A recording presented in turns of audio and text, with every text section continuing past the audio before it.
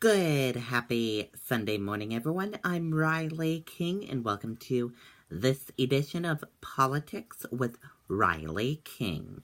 Let's begin. Congressional candidate Ms. Murray re-invited to speak at Portsmouth Women's March.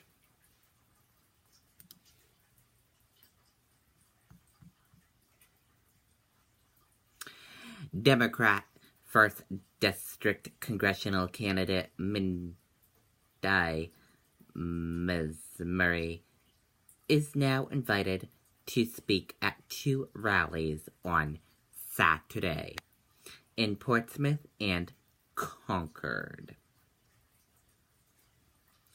Ms. Murray told WMUR at mid-Saturday that following WMUR's report on her being disinvited from the Portsmouth Women's March, the report can be seen below, and March organizers came back and changed their minds and re-invited her. Earlier Saturday, Ms. Murray said that she was invited to speak at the Together We Rise March and rally in Concord. She said that she plans to speak at both.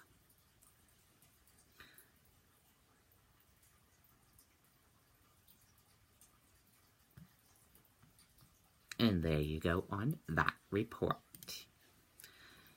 Is Amazon Seaport plan connected to something bigger?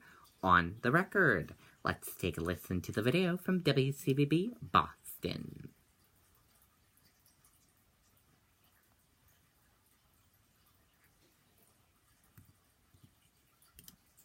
With the mayor of the OTR Pop Quiz. Question 3. He wrote Paul Revere's Ride, the Song of Hiawatha, and Evangeline, and now has one of the Boston's bridges named after him. He is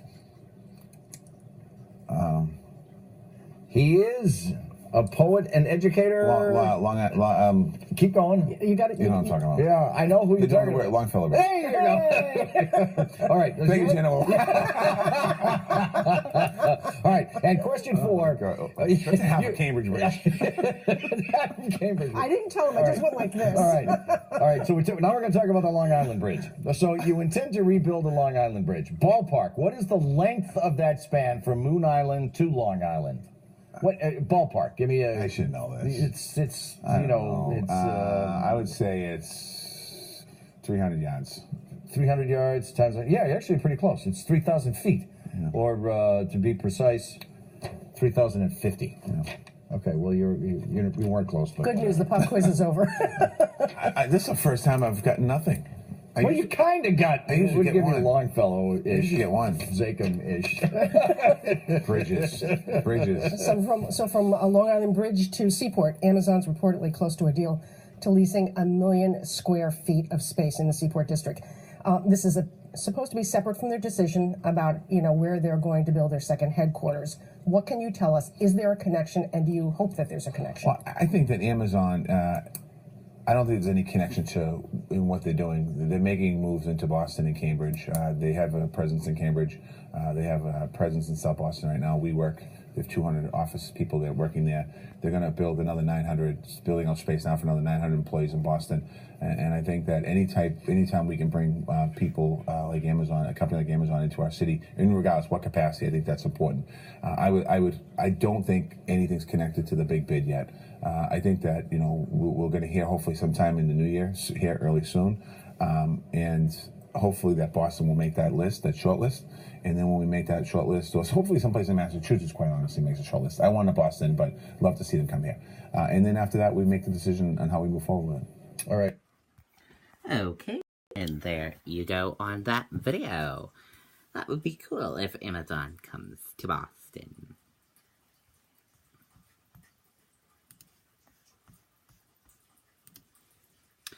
How the shutdown affects key parts of federal government.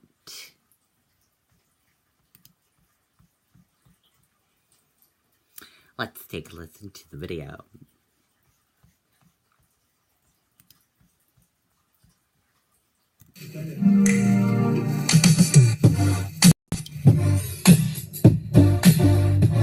The Democrats in the Senate could end this shutdown today.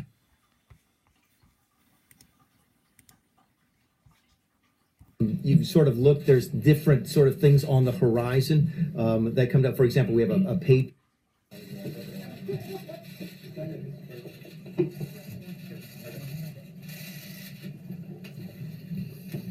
The Democrats in the Senate could end this shutdown today. No, we plan mostly a day at a time. You sort of look, there's different sort of things on the horizon that come up. For example, we have a pay period on Friday that would be one sort of goalpost. But we'll manage this day by day. The funds that I've mentioned, some agencies are sitting on quite a bit of carry forward funds. They could go out longer without being impacted. Some have none, so they'd be impacted immediately. So there's no real individual answer to that. I want to ask for the short-term share before you. Is the president still going to go to Davos if Monday morning the government's shut down? No, my understanding is that the president, we just talked about this beforehand, that the president will not be going to Florida now, and we're taking Davos both from the president's perspective and the cabinet perspective on a day-by-day basis. Okay. To have a shutdown 1 year after the president was sworn in. Well, Jim, I think it's disappointing that Congress has chosen to shut down the government, and particularly Senate Democrats have at the 1 year anniversary. I think that what's hard for us to understand in other times when there's been, I think, an argument over principle, there is nothing in this bill Democrats say they object to. Yet it's like a 2-year-old temper tantrum to say, I'm going to take my toys and go home because I'm upset about something else. It has nothing to do with this bill. And Senate Democrats are basically conducting a 2-year-old temper tantrum in front of all the American people. Okay, and there you go on that video and that report.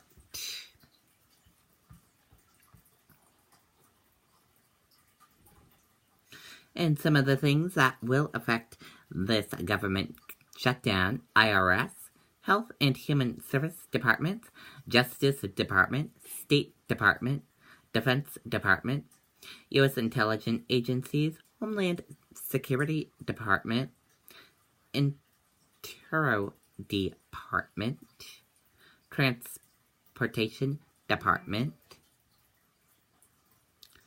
National Institution of Health, Environment Protection Agencies as well.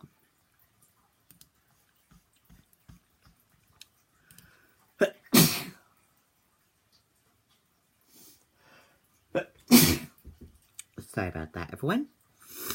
The note: the shutdown crisis that shouldn't be. Let's take a listen to the video from ABC News.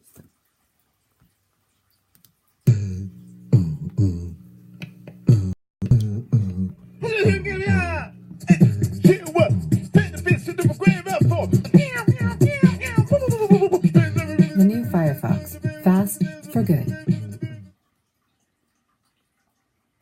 That showdown over the government shutdown. Clock is ticking. Money set to run out at midnight, 1 year to the day of President Trump's inauguration. The ball is in the Senate's court now after a vote in the House last night, and our senior congressional correspondent, Mary Bruce, is on Capitol Hill with the latest. Good morning, Mary. George, good morning. With just hours to go, there is no solution in sight. The House last night did pass a plan to temporarily keep the government open, but the shutdown threat remains. And now this morning, all eyes are on the Senate. Overnight, the House passing a plan to temporarily keep the government up and running. Republicans are now ramping up the pressure on Senate Democrats. House Speaker Paul Ryan daring them to shut down the government. The only people standing in the way of keeping the government open are Senate Democrats. Whether there is a government shutdown or not is now entirely up to them. But several Senate Republicans aren't sold on the plan, and a strong majority of Democrats oppose it. The House bill is a joke, and it does not have my support. They're demanding any deal include action to protect dreamers, those nearly 800,000 undocumented immigrants brought to the U.S. as children. Democrats argue if there is a shutdown, Republicans and the president are to blame. Our Republican leader has said that he will not negotiate until he knows where President Trump stands. That's why negotiations haven't gotten anywhere. There is a bipartisan proposal on the table, but the president has rejected it. Even some Republicans are urging him to close the deal. You need to be a street fighter in many ways to clean up Washington, but you also need to be the president of all of us. There's a time to fight, and there's a time to deal. It is now time to deal. Now, the blame game is already well underway here. Republican leaders say Democrats are holding funding hostage to get what they want on Dreamers, while Democrats say Republicans will ultimately be to blame for any shutdown because they're in control here on the Hill and at the White House. Okay, and that does it for this edition of Politics with Riley King. I hope you all enjoyed this edition of Politics with Riley King, and I'll be back next Sunday for another edition of Politics with Riley King. Goodbye, everyone.